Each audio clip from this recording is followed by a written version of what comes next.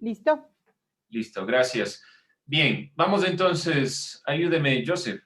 ¿Qué vimos la clase anterior? Vimos la democracia en el Ecuador, dice. Ya, ¿de qué se trataba? ¿Qué idea le quedó? Sobre cuando surgió el primer grito de la independencia y la batalla de Pichincha.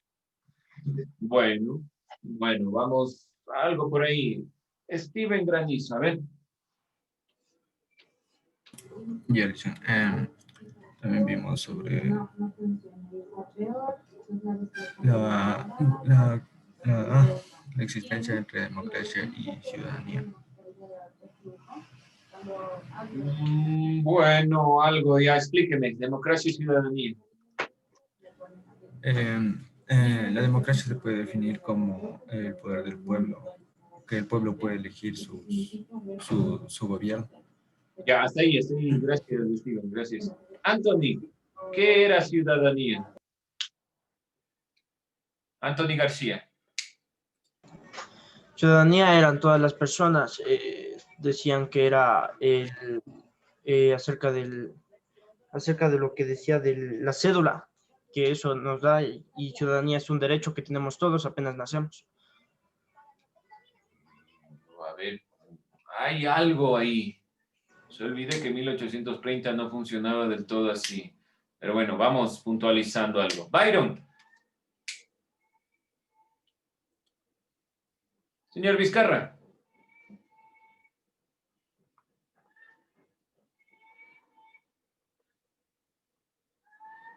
¿Qué era ciudadanía? Eso, aclárese, aclare la mente. Y cuénteme, ¿qué era ciudadanía?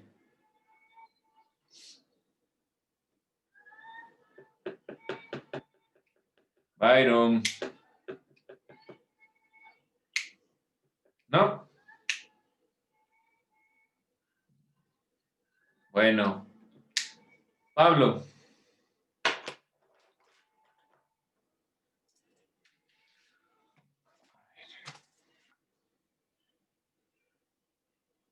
¿Qué era ciudadanía?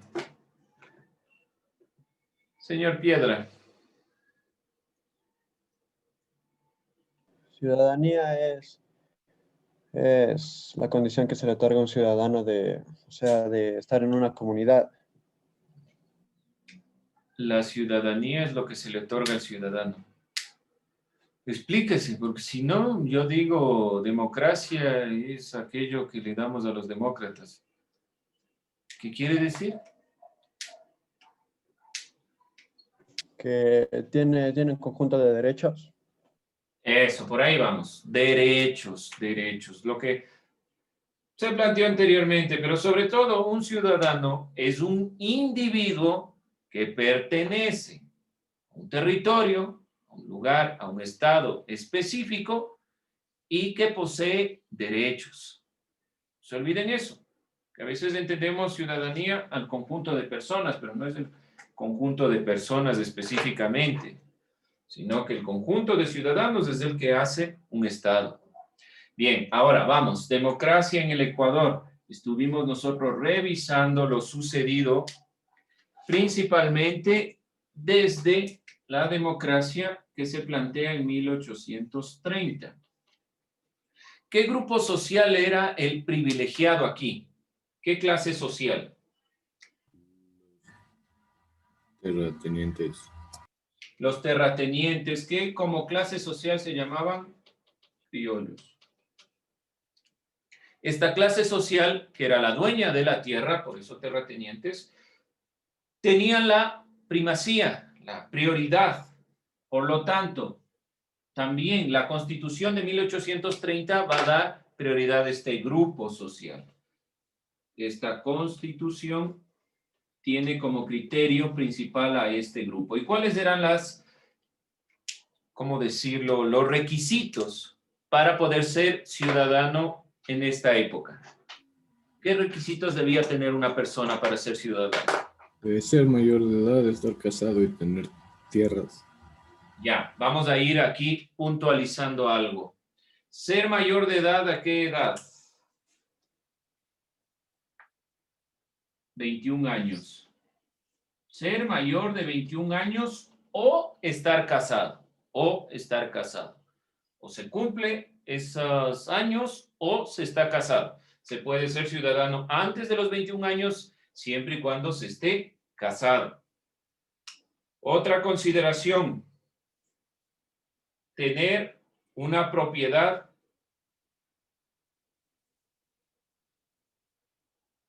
tener propiedades o tener una propiedad de 300 o 300 pesos.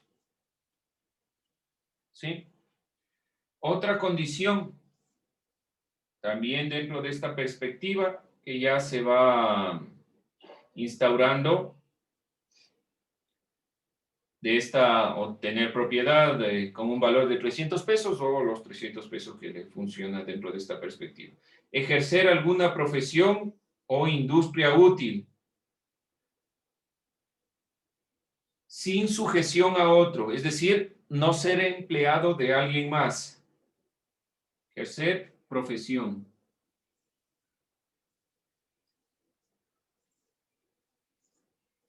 Y una consideración que obviamente es posterior, pero que está enmarcada desde 1830 hasta la Revolución Liberal, saber leer y escribir, que lo plantea principalmente Gabriel García Moreno. Pero Gabriel García Moreno tenía una perspectiva parecida a esta visión de 1830. Estos son los requisitos para ser ciudadano. ¿Qué pasa con los demás grupos sociales?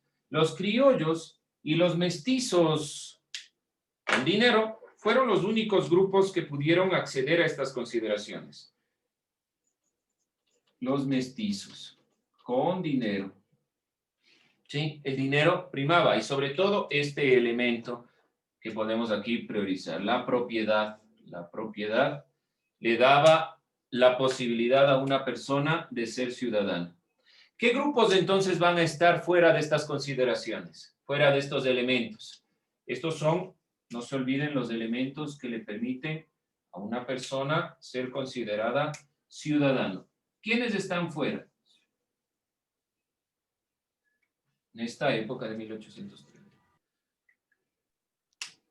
Indígenas y afroecuatorianos. Indígenas, afroecuatorianos, los mestizos pobres, por ejemplo, montubios. Todos estos grupos estaban fuera de la consideración de la Constitución de 1830.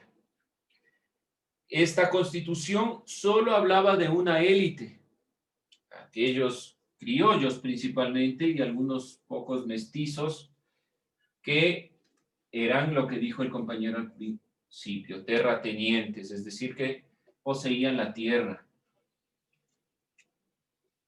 Terrateniente. No olvidarse de esta consideración. Esto hemos estado nosotros revisando la clase anterior y nos quedamos en esta perspectiva. Tal vez nos faltó algunos elementos que gracias a ustedes podemos concluir siempre y cuando participan dentro de las clases. Bien, a finales del siglo, y como les digo, no se olviden, no es la única constitución que existió hasta la Revolución Liberal de finales del siglo. Existió la constitución también de Gabriel García Moreno.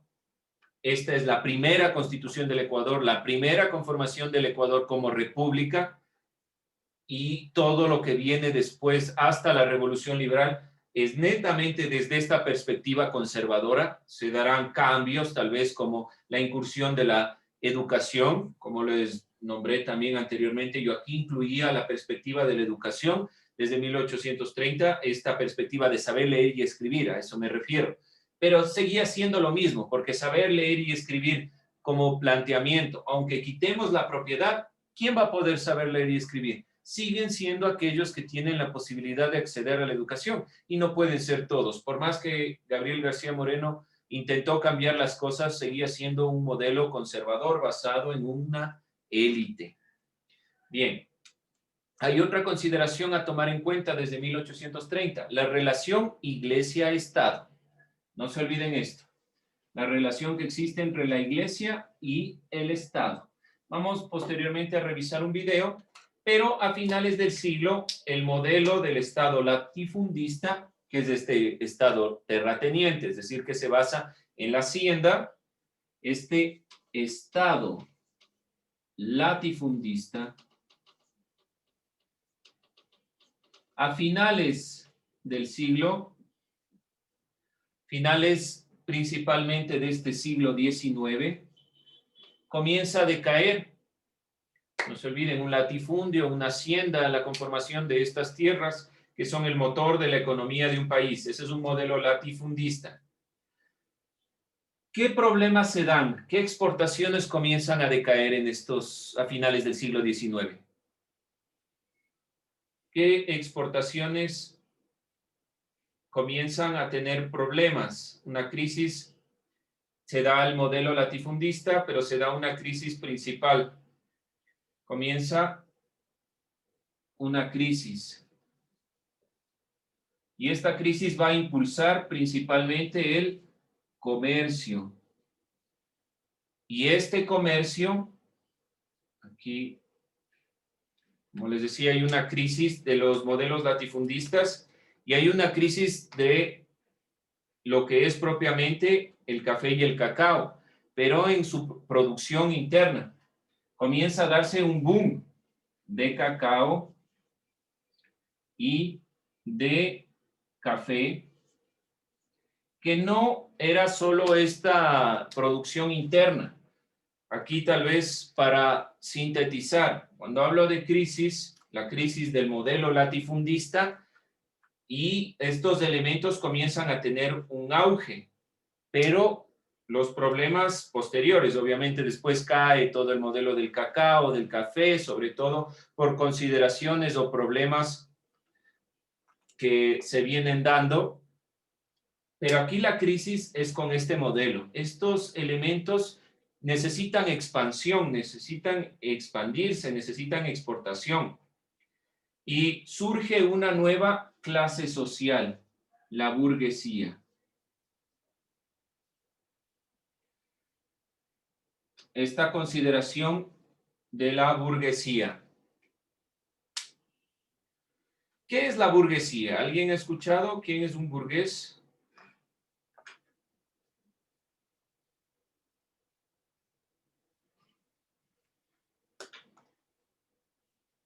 ¿Quién es un burgués? Burguesía.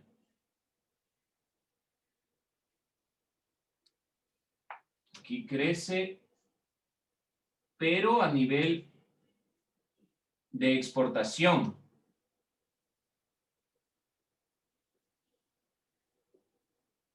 Principalmente a lo que nos referimos es que el comercio comienza a tener un punto relevante. La crisis se va a dar en estos elementos, sobre todo en la producción interna. Ya no es suficiente los estados latifundistas donde la producción se centra en nuestros países, sino que van a necesitar un cambio de modelo económico y político para que esto sea el principio y el fundamento. Y se crea esta nueva clase social, esta clase social burguesa, comerciante, que va a tener un criterio de avance. Ahora, ¿cuál es el punto importante en la burguesía? ¿Qué es la burguesía principalmente? ¿Alguien ha escuchado burgueses? ¿Qué es la burguesía? ¿Qué es esta clase social? Clase social formada por las personas acomodadas que logran tener propiedades y capital. Ya, muy bien. Sobre todo, vamos a puntualizar el término capital. El capital es la conformación de los bienes más la posibilidad de tener personas que trabajen. Pero aquí esta burguesía no tenía todavía propiedades de la tierra. ¿A manos de quién estaba la tierra? De los latifundistas, de los hacendados. Aquí la burguesía es más relacionado con el comercio. Pero como no pueden acceder al poder, no tienen todos los elementos que tienen los latifundistas, que tienen los criollos, sobre todo el poder político, comienza a generarse una lucha entre los conservadores de este lado y los liberales. Ya voy a explicar qué significan cada uno de los elementos. Esta burguesía es una clase social que inicia con el comercio, que en una primera instancia no tienen tierras como tal, porque están a cargo de los hacendados, pero que comienzan a adquirir todas estas posibilidades porque tienen capital, tienen dinero y alguna cantidad de bienes que tienen que ver directamente con este tipo de la producción. El comercio, a grandes rasgos, la burguesía nace así. Puede haber diferentes variantes, es decir, podemos decir que tal vez en América Latina o en el Ecuador tuvo mayor fundamento el comercio en cuestiones que se producían desde los mismos latifundios, desde las mismas haciendas, porque la producción de comercio es el cacao, el café y estos elementos que se producen desde la tierra. Pero la burguesía pedía, sobre todo, que haya un cambio, que el Estado no sea tan conservador en las decisiones, que se pueda comerciar libremente, que las exportaciones sean más fáciles, que haya comercio entre los diferentes países y demás consideraciones. ¿Sí? ¿Preguntas, dudas, inquietudes? ¿Alguien? ¿Todo bien, Ismael? ¿Sí? ¿Seguro? Si no, vaya y regrese. Si no se siente bien, cuénteme. No, sí estoy bien. Listo. Bueno, vamos entonces a continuar con esta perspectiva. Ese es el marco histórico, principalmente de finales del siglo XIX, que va generando este cambio de perspectiva. La revolución liberal vendrá a modificar desde la clase social burguesa todo el inconveniente que se presentó. Vamos a pausar un rato el video para... Listo. Bien, chicos, entonces, ¿qué podemos nosotros evidenciar de lo dicho aquí? ¿Qué les queda? Primero, Revolución Liberal, 5 de junio de 1895. ¿Cuáles son los elementos importantes? Revolución Liberal. Ideas. Ideas. General Eloy Alfaro.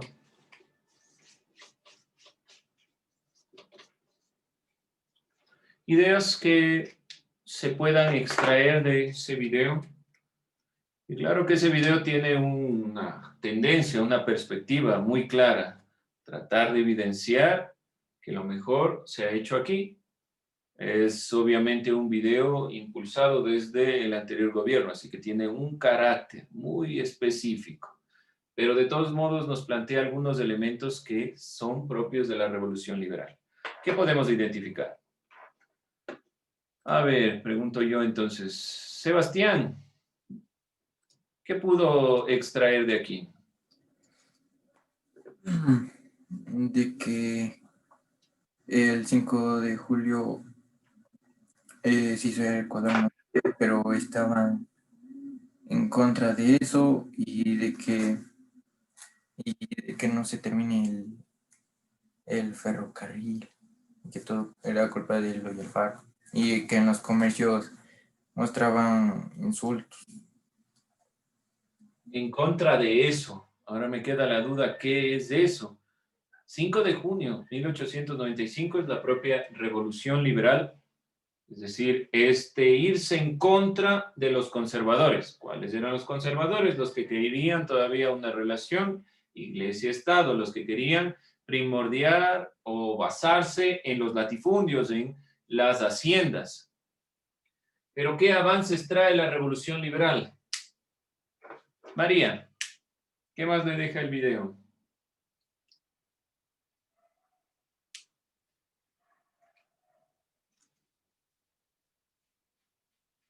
Que hubieron muchos problemas políticos.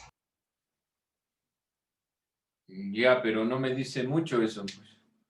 Todo el tiempo creo que hemos vivido en problemas políticos.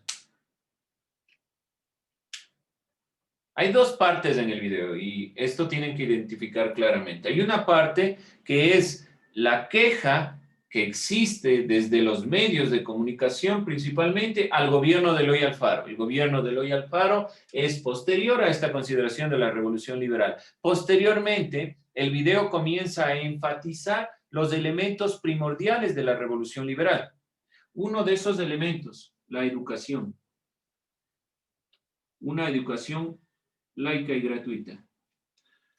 Otro elemento importante, Estado laico. ¿Qué quiere decir laico? Principalmente sin una religión oficial. Se separa iglesia-estado. ¿Qué otro elemento dentro de esos elementos? De ahí vamos justamente a la crítica que se le hace a Eloy Alfaro. Eloy Alfaro también fue asesinado, así como lo fue el conservador Gabriel García Moreno. ¿Qué más podemos obtener de aquí, de este video? Emilia, ¿qué más le dice sobre la... Se dio el rocamiento del presidente. Se otorga a Eloy Alfaro como presidente, nos trae libre expresión, separa a la iglesia del Estado y libre expresión con la religión. Ya, libertad de expresión en todo sentido. Sí. Libertad de opinión, libertad de expresión, algo que también se ha planteado importante de tomar en cuenta, la revolución como tal. Una revolución, ¿qué significa? Que voy a cambiar lo establecido por medio, por lo general, en los países latinoamericanos, de la fuerza. Eso es revolución, revolver, cambiar, modificar, ¿sí?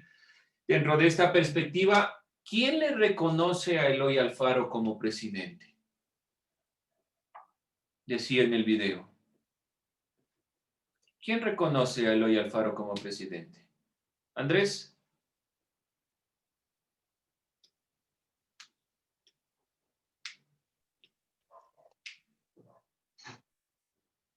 ¿No? El Estado de Guayaquil. El Estado de Guayaquil, el gobierno de Guayaquil. ¿Por qué razón? Porque el impulso del comercio va a estar en Guayaquil. ¿Y por qué razón más? Porque el Ecuador tenía una fragmentación sierra-costa muy marcada. Eloy Alfaro ingresa con la perspectiva de la unificación. El ferrocarril no solo impulsa el comercio, no solo impulsa la perspectiva del avance de la modernización, que dice que es propio de la revolución liberal, sino que impulsa la perspectiva de la unificación, Sierra, Costa, Guayaquil, Quito. ¿Sí? No se olviden estos elementos que estoy puntualizando. Son propios de impulsar la democracia en nuestro país. Estos elementos. ¿Por qué razón? Porque se va a incluir, y Eloy Alfaro va a incluir directamente un grupo social que no estaba privilegiado. Los indígenas, los campesinos, los contubios, los afros y demás. ¿Y por qué razón? Porque el ejército de Eloy Alfaro de la Revolución de 1895 está conformado por este grupo social. El movimiento que se llama los Montoneras es este grupo que Eloy Alfaro priorizó. Después de 1895 se consagra la Constitución de 1906, donde se instauran ciertos parámetros para ser ciudadano. Se mantienen los elementos que tienen que ver con la posibilidad de acceder sin cuestiones como el pago o tener propiedades o tener este tipo de consideraciones. Pero aún así, todavía se tenía que tener 21 años, esto para ser ciudadano, ¿no? Tenía 21 años, tener o ser mayor de 21 años y saber leer y escribir. Ahora, de cierta forma, no es tanto un problema, porque la educación va a ser laica y gratuita. Antes de Eloy Alfaro, la educación estaba a cargo de las comunidades religiosas. Sobre todo, en Gabriel García Moreno estaba ligado a los jesuitas. Rompe esta perspectiva separando iglesia-estado, Eloy Alfaro, y le da un carácter público a la educación y laico, donde cualquiera puede acceder, donde principalmente la perspectiva es que podamos o debemos saber leer y escribir. Es un avance en cuestión de inclusión de derechos. Además, incluye la perspectiva de que la revolución liberal es de carácter democrático, la posibilidad de elegir a nuestros gobernantes, de que todos podamos acceder a esta perspectiva, y la modernización a través sobre todo del ferrocarril. Ahora, ¿qué se entiende por liberal? Nosotros escuchamos revolución liberal, pero ¿qué es liberal? ¿Qué significa liberalismo? ¿De dónde proviene el término liberal? Liberalismo. Copiarán, por favor. ¿Qué significa liberalismo? Y con eso terminamos.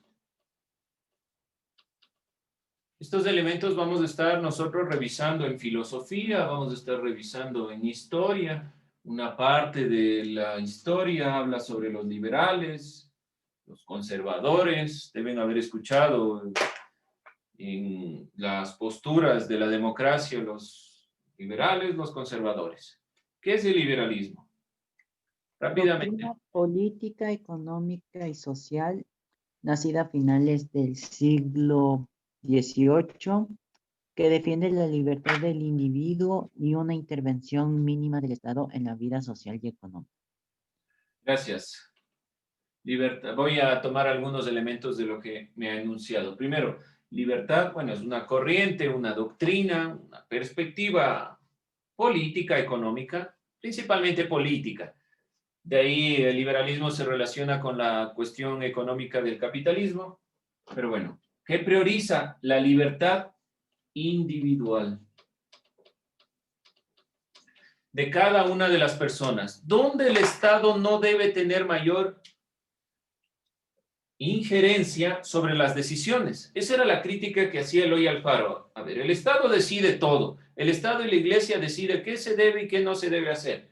No, debemos centrarnos en el individuo, no en el Estado, no en la conformación estatal.